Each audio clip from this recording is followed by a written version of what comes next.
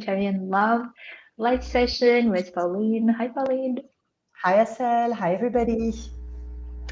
Hi, everyone. So, the topic that we thought of talking to you today and make it a special deal because we talked like in one or in so many other conversations in one way or another. But the topic that we want to highlight today is a topic of commitment and how we can look at it, why we have difficulty with it, and essentially how to grow it, how to work on it, how to work on it like any other skill that we work on it. This is the topic that we will be talking about. So before we start and dive into it, I think, Pauline, maybe we can just give some examples of how we view commitment as humanitarians, right?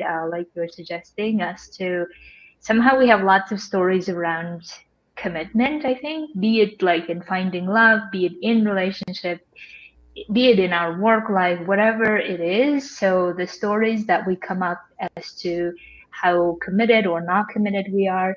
So let's maybe start with that. Tell us a Yeah, story. yeah. To tell about our own story, our own experience, and how we can change it. So, for me now, I've been not working as a humanitarian anymore for the last 3 years. But before that, I would never define myself as a committed person. I Mm. was opposing commitment to freedom, and freedom Mm. was my number one. And I was thinking, oh, probably I don't know. It's if it's for this reason that I choose this career, or it's because of the career that I'm like this. But I was linking both freedom and humanitarian work, the ability to change, and because I was also working in emergencies, my assignments were short duration. Mm. So there was commitment, but there was very short commitment. So it didn't feel like Mm. commitment. And this was with the work, but then with the lifestyle, I mean, until I was 30, 40, yes, I didn't have a home. I never, like I was not a homeowner. I didn't stay in the same place, in the same country, in the same city for more than a year. Well, I had one long-term relationship, but it was a struggle as well. And I was joking that my only commitment was to my Spotify music accounts, 10 euros per month. Like, this is the only thing. Like, I remember going to the bank and having those more like regular life people, I was thinking then, asking me if I wanted a loan, if I was interested, in purchasing a fridge or a car. And I was like, no, like I'm not interested in any of those like commitments. And I saw that as attachment and something as negative. Yeah. Exactly. So I think I have the exact same story in terms of seeing commitment as something negative most of my life, I think. And also I was recently thinking about how do I really like differentiate when it's attachment, meaning when it's like something that I really view as negative and I want to work on it, and when it's commitment, that's a good thing that I want to keep growing.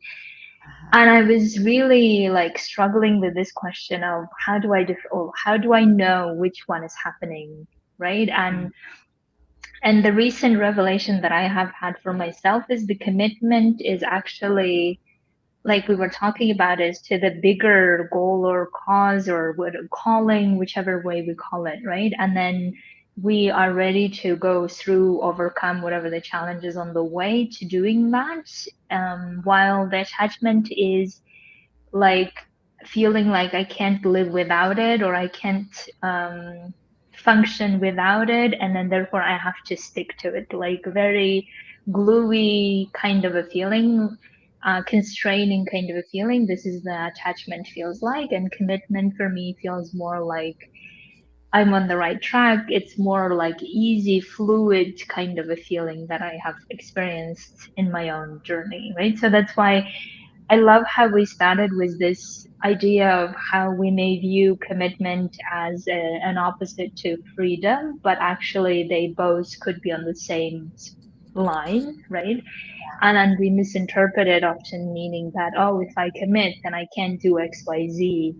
And then we start limiting ourselves in so many ways. And then we just feel like we're trapped and we can't really be trapped. And a lot of things go on. So, anyway, so I love that how you were looking at your own experience of, showing us the experience of how we may come up with stories of what we think about commitment, but those stories may not really be serving us, right? And we can always change it. So, Stories, if yeah, I may just add, sorry, yes.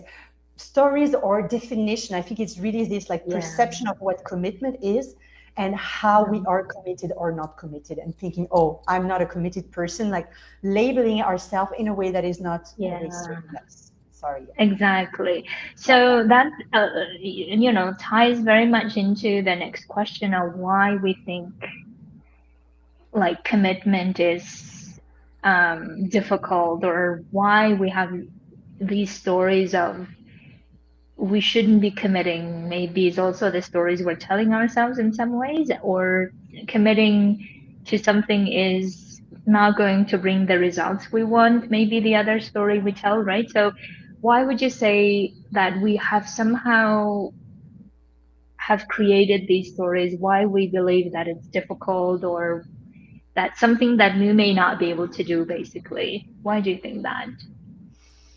Hmm. I think it will depend for each individual how where those narrative came from, and I think it can be different. There may be an experience where we commit to for a contract, for an assignment, and we feel really trapped and we are not happy in this assignment, in this contract, in this job, and we start thinking, oh, I feel like I'm trapped, I'm suffocating, I really don't like this, I want to break free. And then we start this may be an example, and then you start associating or commitments with constraints, with in a negative way, and you may start to fantasize like, oh, in this past life where there was less ties, I was freer, I was more happy. Yeah. And we're going to bring the issue of commitment to the relationship, but maybe we can already make a bridge here. Is the same, like committing in relationship, commitment in relationship is one of the big issues, if we look at the different stages of building a relationship, there are different moments where there's challenges. So there is first when you're just dating, like, okay, putting yourself out there, allowing yourself to be seen, meeting people, like this first stage. Second stage, connecting, opening your heart, saying you're into someone. Okay, second stage. And then committing, you are in the relationship and you're making decisions. You're deciding to live together. You're deciding to purchase a home together. You're deciding to have a child together. Like these are decisions that are can feel heavy, can feel imprisoning, can feel that it's cutting you from the rest, from like the other Yeah. options. Exactly. So the way that I was of thinking is that essentially the reason why we believe that we're not good at it, or we can't handle it, or whatever the story we have is, I think comes down to those not believing that we are the type of person, right? Like we talked about that. We label it as this is who we are, but this is not who we are. I think that like plays a lot of role in how we view commitment, definitely. The other thing obviously is like how much we really believe in the long-term prospect of what we're doing, or how much we believe that this is working out. And if we don't, then we start seeing the commitment crumbling it a little bit along the way, right? And then the third, I think, is also like, especially when it comes to dating, maybe that we don't really believe it depends on us. We believe like it depends on probably the other person. So therefore, committed way of finding love maybe for many people is like, no, even if I did try all my heart and soul, it wouldn't really work, because in the end it depends on the other person, right? I think that, and then that makes it difficult for us to then keep debating as to, okay, do I really want to go all in and commit and finding love? But then if it doesn't really depend on me, then what's the point of doing it anyway? Which is absolutely valid point, right? So if we don't really believe that we can do something about it, then we wouldn't really try hard. And even if we did, after the first failure, we'd be like, well, you see, it didn't really depend on me, right? So that's why I really want listeners to think about like these three elements and see where you might be most hanging out with your own stories of like either you are labeling yourself or you are not really believing in the long-term prospect, or you're just believing that, well, it's not you, it's someone else. And then this will create the difficulty for us then to commit. And once we realize these like reasoning behind it, then we can do something about it instead of oftentimes like my brain used to do is either it's gonna be great and ideal or nothing, right? I think that's we talked about in some other episode as well, is that my brain would be only most of the time like a black and white kind of a spectrum of it has to be either ideal, like everything going perfect, or it's not my person. And because of those extreme thinking, then commitment was not really in the spectrum because I was like going from one extreme to the other, right? Yeah. So thinking of those commitments, we talked, Pauline, about how we can change those stories uh, um, around commitment. But I remember you also wanted to talk more about the commitment in the relationship further. Is there anything you wanted to? Not necessarily. I think it was, yeah, I wanted to mention that it was, commitment was coming up when you are in a relationship, like definitely, at some point, Mm, it's like going further into the intimacy, and yeah. into getting closer to someone, making people getting married or, having a child. Of course, it's like binding you more to that person. But as you started talking about commitment in the process of meeting your person, like on the path, I think that the number one thing I think, like I understood you said that, is it is not in the awareness that it could be something that we could commit Yeah. to finding our person. I think it's an important idea just to stop with that. Like it's possible. Like you can commit to, like you commit to getting a job or to, win a race. You can commit to whatever goal, and meeting your person can be a thing you commit to. So just to bring this, and then second, maybe to answer your question, on that specific issues around committing to finding your person.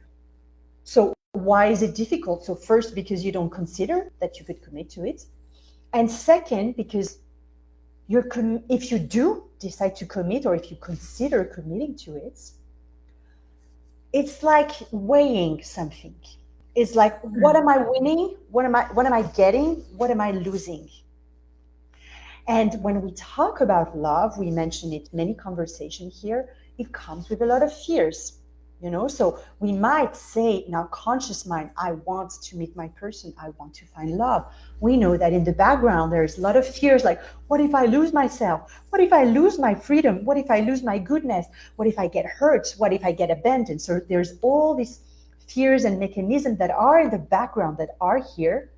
So you're like, okay, I'm going to commit to finding my person, but it's scary. It's scary. So this is like, if I get it, it comes with a lot of fears. Maybe it will not work. Maybe it will work. Both fears. And then what are you putting in? What does it mean committing? It seems like putting time, putting energy. Sometimes it's about putting money, in the process. If we're talking about coaching, if we're talking about matchmaking, if we're talking just about upgrading your dating app subscription, it's like putting something in.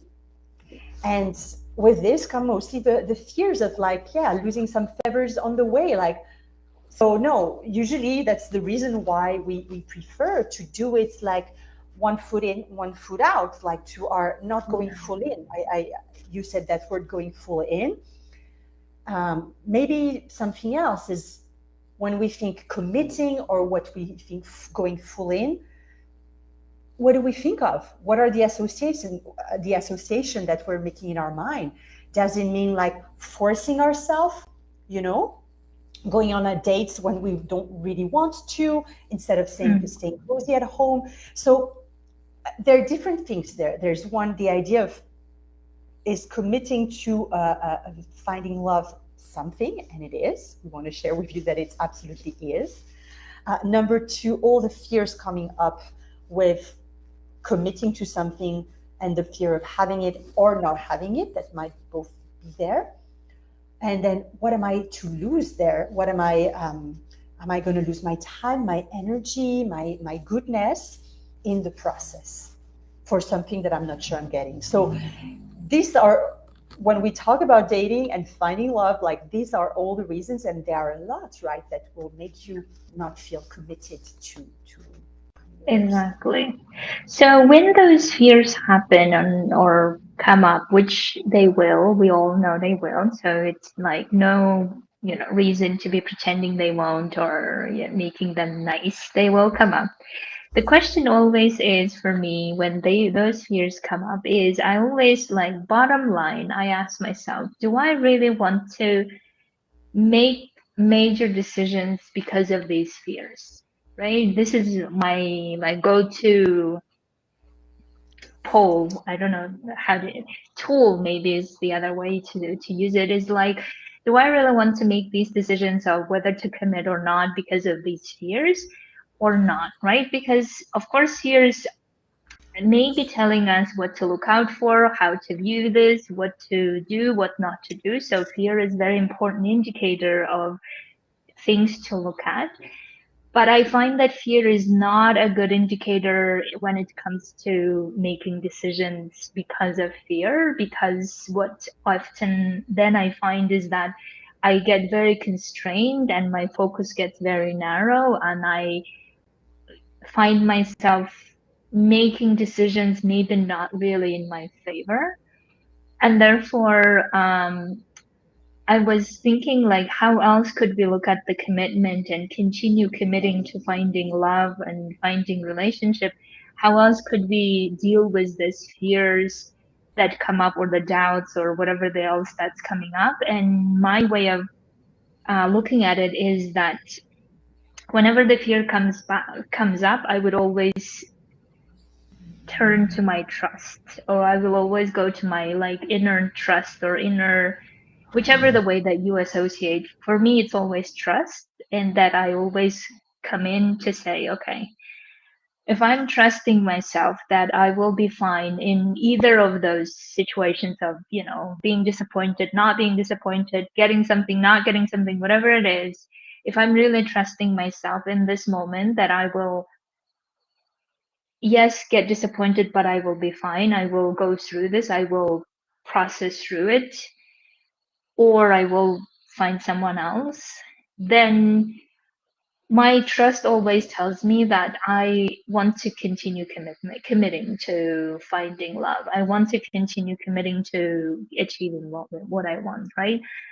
Instead of like breaking, or instead of setting this big pause, or instead of shying away and stopping everything and making these radical actions that I said I used to do in the past, which didn't really serve me. Because in the past, I think I used to be like, going on a date and then hiding like several months after being disappointed or after being right, and then saying, oh, this world is not for me, and all the stories, and then hiding and then suffering there and then coming back.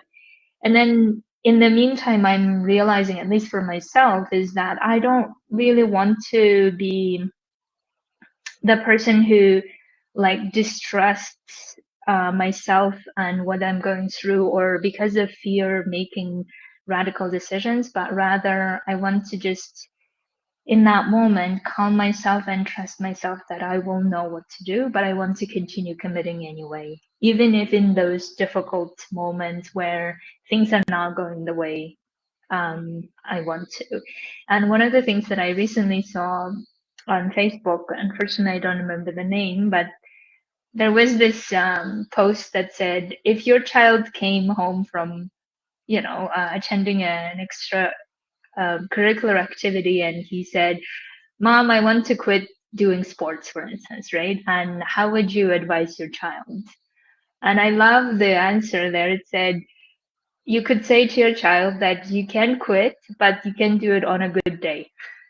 When you're having a success, then you can decide whether you want to quit or not, but don't do it when you're having difficulty, right? So, and I love this advice as well, that in my own life to say, okay, I can't like stop committing. I can't stop pursuing my goal just because I'm having difficulty or because I'm having lots of fear and doubt coming up, but I can look at them specifically, separately, and then decide what to do, but still continue the overall goal of finding the person I want to, right? This is I would approach it. How would you approach it, Pauline, in this, like, when the doubt and all the things come up and commitment gets shaken? Yeah. Well, when commitment gets shaken or when you're about, to when you're deciding, Yeah, I love what you say about not making a decision based on fear. I yeah, think this is something important in coaching, in our, the way we look at things is that fear is always part of the equation. Like we're humans, so hence we have fears. This is how we stay alive, right?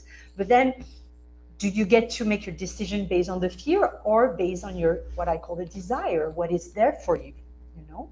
And so when you're about to like when you're deciding to commit and when you are walking on that path of commitments, and it can be the same if we're talking about being in a relationship or on the path to meeting someone and create a relationship. I think the number one is the connection with yourself, because when you're going to turn inwards, listen, either through journaling or just being like, what is there with me? You might feel the fear. Yes, okay, but so you can feel it, you can name it. And then, okay, do I want to take decisions based on that? Or is there something else? Where is my desire? My desire to, get closer with my partner and build something together? Which one is the strongest, and assessing this internally. And the decision is, am I willing to feel afraid? Am I willing to be disappointed? Am I willing to all of this thing if I get there, if I get my person, if I get my loving relationship, if I think of the possibility, am I willing to walk through all this discomfort, uncomfortable emotion? So the number one is connecting to this desire, making space for it, and allowing yourself to go for it. And then the number two is, we started saying, I mean, at least this is my experience, that it was the view about commitment that was making it a problem. That was not commitment. So it's about changing your definition of what commitment is, you know? And I do this, we've talked about this together, commitment in work. Does it mean working from 9 to 5 and doing things in a special order and being very structured and very disciplined? For a person like me, if I feel this way, it feels very imprisoning, like constraining, and not in a good way. And same if you're dating, if I tell you, oh, you're going to go on Tinder and spend half an hour every day and make at least 10 matches, like maybe it doesn't feel good to you. And so we don't want to force that. We don't want the experience to be always negative. We want to be open that sometimes it is negative, but we want to put chances on our sides. And so what does committing to finding my person looks like? What does it mean? What is committing to my partner looks like? And I've coached women on that. Well, it's making the decision to every day, I'm gonna try being the best partner I can. I'm gonna try to be as much loving and understanding I can. This is what commitment can look like. Not necessarily let's buy a house together and have a loan for the next 25 years together. There's different way of seeing commitment. And yeah, and yes, on dating can be like, I commit to not put this desire under the rug. If we think about, you're saying your experience of like dating and then hiding away. I say this all the time, like one foot in, one foot out. When it gets hard, we stop and we go and lick our wounds. It's like, no, how can I still lick my wounds and take care and be my best friend and be there for myself in the journey, but being radically honest with, this is what I want, and I'm going to try to do my best for it. And looking like, what can I do today? What can I do today? Is it maybe looking at people in the street in a different way, practicing opening up? Is it maybe finally writing my profile on an app? Like, it might look different for everyone, but maybe this is the invitation of look what you're making about commitment, about you being committed or not in different aspects of your life, and maybe change that definition if it's not serving you the way it is. Maybe start seeing how would committing to your partner, if we have listeners who are in relationship, how could be committed would look like that would make you feel good and want to, show up. And if you're single, how could you see commitments and could you be committed in that path to love? How would it be look, how it would look for you? Like, own the definition. You get to Yeah, decide. exactly. Amazing. And also, I wanted to say that if you have difficulty like picturing commitment in the long run because you're telling yourself that I can only commit to, I don't know, this project or this thing, which I used to have that as well. And in the moments, what helps me to think about is that in the end, I'm committing to being my best in this process, right? It's not even like I'm doing it for someone else, because I think oftentimes we also interpret it that way. Like if I'm going on dates or if I'm wanting to find my person, I'm somehow doing it like for other people, or it has to work in some weird energy. But instead, we can always look at it, okay, I'm doing this for myself, but most importantly, I'm doing it for the reasons that I want to be going through this process in the best way that I want to go through, like being the person I want to, um, making my messages clear as to who I want, what I don't want, right? So, like setting boundaries. So, committing to those aspects, I find is very easy because it's in the end still me, right? Me practicing basically seeing myself, viewing myself in different settings with different people, but only still coming back to um, me improving something in that process. So whenever I look at it from that perspective, it doesn't sound like a loss, or it doesn't sound like a waste of time or waste of energy. It becomes more like, no, it's still me is the who's growing, me who's becoming the person that I want to. And that's why you can always take it as a winning or learning journey rather than like losing or energy sucking journey, which I know that some of the time we do. And if that's happening, you can always like pivot and change it to the direction you want to. So that's why we really want to advocate that you, whatever the story you have around commitment, you can always change it to the story that you love. And like Pauline was saying, that in the end, it's really a definition game. I find that whatever the vague concept that your brain has, fears about, like I used to, then once you start defining, once you start understanding for yourself what you really mean by it, not by the other people's definition, but your definition, then it becomes like freeing, right? And you're like, huh, I can do that. I can definitely do that type of commitment. I can do that like commitment to getting to know myself, getting to improve myself. And that's always a commitment we can put in without even expecting anything in return, because we're getting what we want in the end anyway. So, yeah, I feel like we have said a lot of things. Pauline, anything else before we wrap up? Yeah, I was thinking because I think earlier in the conversation, I put things into, it's like you're weighing two things, you're weighing your goal and you're putting in the balance, in the weighing machine, Mm, uh, what you're putting in, the effort, the time, the maybe compromise. And so I just address when we talk about the changing your definition of what commitments looks for you, this is what you're putting in. But what will help you also is looking at what you will get, what you want to get, because exactly. we don't spend much time looking at, what's in the finish line, What's on the what's other side? Yeah, on the other side. So allowing yourself, I really am choosing my word, allowing yourself to imagine, and to go to imagine what it would look like for you to have a relationship, asking yourself, does it matter for me? Why does it matter for me? What can I have from this? What can I feel when I'm there? Like making it a bit real, because if you've been single for a long time, or if you've been in relationship that were not, fulfilling, you may have a very blurry image. You're like, I feel I want to be met, I want to be loved, I want these things that I see in my some of my friends, or maybe that I see on TV, but I don't really know how it looks like. So allow yourself to go and imagine it for yourself. What do you Yeah. really want, as a person, the relationship? Because when you it's putting a little bit more weight on the reason why you would put energy in the process. It's like being, yes, this is what it can look like.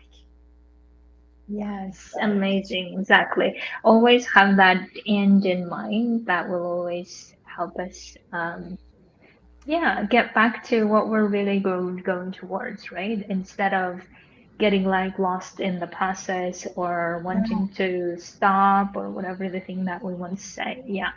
And yeah, the other thing I was thinking of is that, once you are in that relationship that you really wanted to build, and you are in that relationship, all of the effort somehow does not seem like an effort. I think we know this, but just good to also remind ourselves that in the end, all of what we go through and all the discomfort and the fears that we go through does not seem like a problem anymore, or it doesn't seem big, or it doesn't seem like as important it's as worth it it. used to at the time, right? It becomes like, we are like in a different stage now. Of course, there will be other challenges that we will go through in the relationship, and that's absolutely part of the journey as well. It's just that certain things that we will just look at it from a different perspective and see.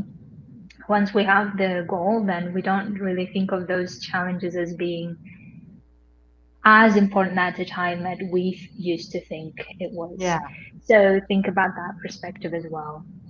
completely agree. Like I can think of my own experience, and now looking back, I was writing something about it just yesterday. Like, of course, it's so worth it. Like, it's so worth it that I didn't stay, for months crying over somebody, that I managed to pull myself out, and that to keep going and to give more chances and not to shut down. Like, I'm like, yes, it was worth it. I'm happy. I'm glad I did it. Yeah. Yeah, exactly, exactly. And also, even if you are not there yet, it will still be along the process worth it, simply because you have learned so much about yourself in the process, right? Because I find that commitment is one of those skills that is so crucial for any areas of our lives that we think about, like not only in the relationship, but also with work, with goals, with whatever the thing that we're pursuing. And that's always the good muscle to develop no matter what we're doing. So that's why either way, you will be gaining so much from doing this work or doing this growth, that I don't think that it will be like any loss in the end. Okay, did we say all, Pauline? So yes. Yes, thank you so much, everyone listening and watching us, and allowing us to share our perspective on the work of commitment, or on commitment skill. And we trust that you all just grow the skill that you already have within, and then let us know how it's going. Thank you so much. See you next Tuesday. Yes. Bye bye.